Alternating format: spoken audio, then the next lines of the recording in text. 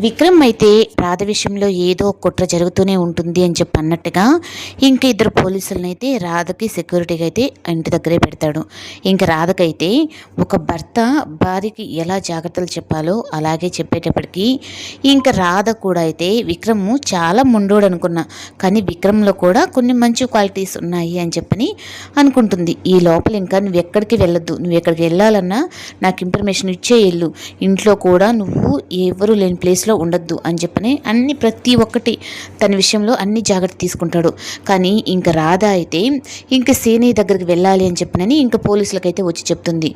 ఇంకా వాళ్ళు కూడా నిన్ను ఒకటే కానీ పంపించాము అంటే మళ్ళీ సార్ మమ్మల్ని తిడతారు అని చెప్పి అనేటప్పటికీ సరే ఇంక వాళ్ళతోనే వెళ్ళాలి కదా అని చెప్పని ఇంక వాళ్ళతోనే బయలుదేరేటప్పటికి ఇంక ప్రియ అయితే ఇంక రాధ సీనిని కలవడానికి వెళ్తుంది అని చెప్పని ఇన్ఫర్మేషన్ అయితే దుర్గాకైతే ఫోన్ చేసి చెప్తుంది. నువ్వు అక్కడి నుంచే రాధని తీసుకెళ్ళిపో అన్నట్టుగా చెప్పేటప్పటికి ఇంకా రాధ ఏంది అంటే కొంచెం ఫోన్ బండి ఆపండి అని చెప్పని అనేసి వెళ్ళి వీళ్ళని తీసుకొని కానీ వెళ్ళాను అంటే నాన్న నాతో కనీసం మాట్లాడు, నేను జరిగిన విషయం మొత్తం చెప్పి నన్ను క్షమించమని చెప్పని అడగాలి. మొన్న వెళ్ళినప్పుడు కూడా నాతో విక్రమ్ సార్ ఉన్నాడు, అందుకే నేను మాట్లాడలేకపోయాను.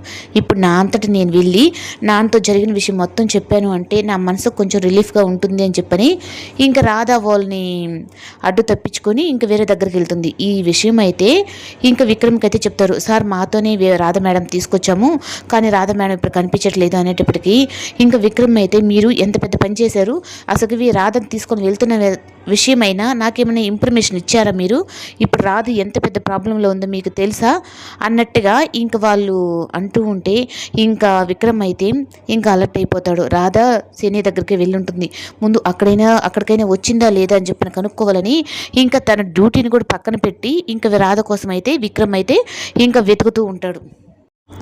ఇంకా రాధ విషయంలో ఇంకా విక్రమ్ అయితే ఇంకా డ్యూటీలో నుంచి అక్కడి నుంచే వచ్చేసి నేరుగా జైలు దగ్గరికి అయితే వెళ్తాడు. ఇంకా రాధ ఏమైనా ఇక్కడికి వచ్చిందా అని.